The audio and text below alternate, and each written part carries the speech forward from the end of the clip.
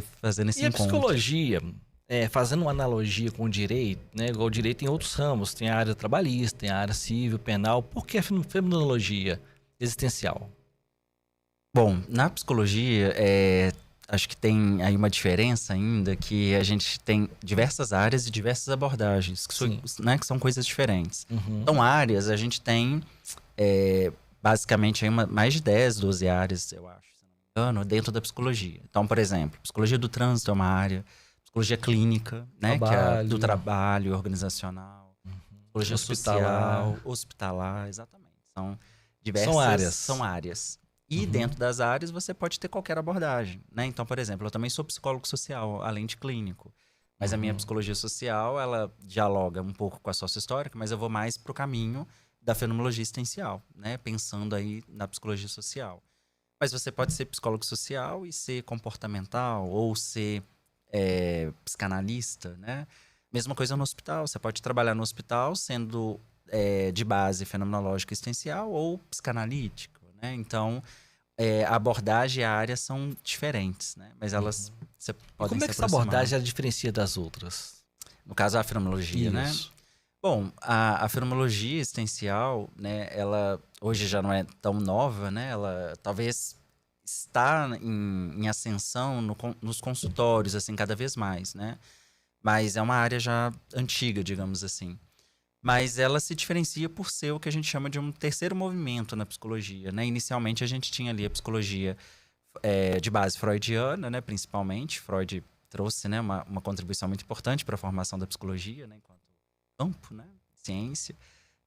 E do Mas outro Freud lado... não é fenô. Não. Não. A base psicodinâmica mesmo, né? Da psicanálise. Mas também tínhamos ali a psicologia comportamental, né? Com os primeiros ali behavioristas. E aí a terceira força que a gente chama é esse movimento que vai cindir com esses dois já dados, né? Ou a psicanálise ou a comportamental. Então passa a ser uma terceira alternativa do que a gente chama do movimento humanista na psicologia, né? E aí vem as bases fenomenológicas, né? Então aí é uma força mesmo, porque você tem várias abordagens diferentes dentro dessa terceira força. Então, embora a gente nomeia, né, tudo de um movimento fenomenológico ou humanista existencial, né, como muitas pessoas utilizam, mas dentro desse movimento a gente tem diversas outras abordagens, né? Muito bem. E quais são os principais fundamentos filosóficos, né, da fenomenologia existencial e como elas são aplicadas na psicologia? Sim. Bom, a psicologia fenomenológica ela tem diversos pressupostos, né? Mas vou tentar eleger aqui alguns para a gente conversar, Certo. que eu considero principais, né? Acho que o primeiro deles é a ideia da intencionalidade, né? Então, isso vem até a partir do método fenomenológico, né? Então, para a perspectiva fenomenológica essencial, isso para a clínica ou qualquer área de atuação, a gente vai partir da ideia de que a consciência é intencional. Então, o que a gente fala que a consciência é sempre consciência de alguma coisa, né? Então, a gente se apoia aí principalmente nos fenomenólogos como Husserl, né? Que é o principal, tem outros também, mas é um dos principais que vai fornecer o que a gente chama do método fenomenológico. Agora, quando a gente vai para o caminho, né, existencial, aí nós entramos no que a gente chama de dilemas ou questões existenciais, né? Então, a gente tem liberdade, finitude, responsabilidade, né? A própria angústia, né? Diversos outros temas que sustentam essa prática clínica, né? Esse olhar existencial. Mas todos eles, eu poderia dizer que estão apoiados nessa ideia de uma intersubjetividade. Então, o diferencial da fenomenologia é que ela não busca fazer, né? Aliás, ela tenta superar essa separação, né, meio cartesiana entre sujeito e objeto, né, entre mundo e pessoa. Então, a gente sempre vai entender que nós somos uma relação no mundo, né? Eu existo porque o mundo existe e o mundo é porque, né, eu posso abarcá-lo, né, enquanto consciência. Então, essa é uma diferença. Então, o caráter da subjetividade, mas também da objetividade, são muito importantes para o pensamento fenomenológico. Muito bem. Como você define o existencialismo? Sim. E qual a sua abordagem pessoal para aplicar na prática? Legal.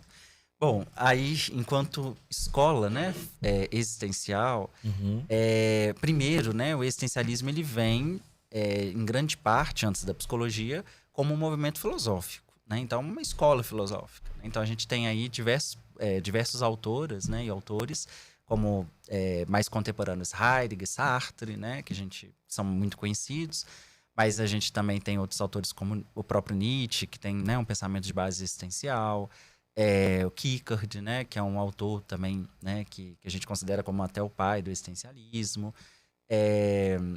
E atualmente a gente tem outras correntes, E o né? que é o senso comum como pai? Ah, Ou tem alguma corrente que fala que não?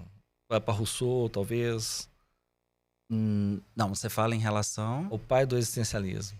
A gente considera o Kierkegaard como... Né, porque o Kierkegaard foi um autor, um teórico do século XIX. 19. Né? Então, ele vem anterior ao que a gente chama de essencialismo moderno, que é o do século XX. Né? Então, basicamente, a gente nomeia... Né? Ele nunca se nomeou assim, mas a gente acaba atribuindo ele como o pai do existencialismo. Né? Mas o existencialismo mesmo, moderno, vai acontecer a partir aí de Heidegger, Sartre, né? No século XX, tá? Da escola tanto alemã quanto francesa de pensamento filosófico. Agora, na psicologia, né, o existencialismo ele vai vir depois. Né? Então, você primeiro tem um campo que é a filosofia existencial, né, enquanto pensamento, né? E você depois tem pessoas, né, que vão se basear nessas ideias filosóficas da existência, né? E vão pensar nisso como uma prática clínica. Né? E aí sim vai chegando no consultório ou na perspectiva da psicologia de forma geral. Né? A gente costuma muito associar o consultório, né, à clínica, mas não só. Né? Eu posso ser existencial e trabalhar nas políticas públicas, nas instituições, na comunidade, né? Não só no consultório. Né? Eu vi uma coisa interessante, né? Sim. Até mesmo na internet, a gente fica fuçando a internet. E algumas explicações sobre o existencialismo, a fenomenologia em si, eu vejo várias explicações, assim, modelo guarda-chuva, né? Sim. Né? Que fala que o suporte do guarda-chuva ali, que ele extensor, é a fenomenologia. Isso. E ela se divide entre existencialismo e humanismo. Isso. Né? A diferença dos dois nesse momento, mas todos estão ligados à fenomenologia. Sim, essa analogia, né? Muitos colegas, professores também gostam de usar, que eu acho que ela é didática, né? Embora não tão fiel, né? Porque acho que não existe uma coisa totalmente fiel para explicar. Mas a gente considera a fenomenologia como a liga, né? Porque ela é o método, né? Então, tanto na clínica quanto em qualquer contexto, pode ser também de pesquisa, por exemplo, né? A gente pode aplicar a fenomenologia na pesquisa, né? Existem diversos teóricos, né? Que fundamentam, né, o método fenomenológico para a investigação científica. Mas a fenomenologia, ela dá o caminho do método, né? Que era o que Russell propunha. Né? Então... é um método que a gente trabalha com a ideia da suspensão, né? Que vem da ideia de epoquê.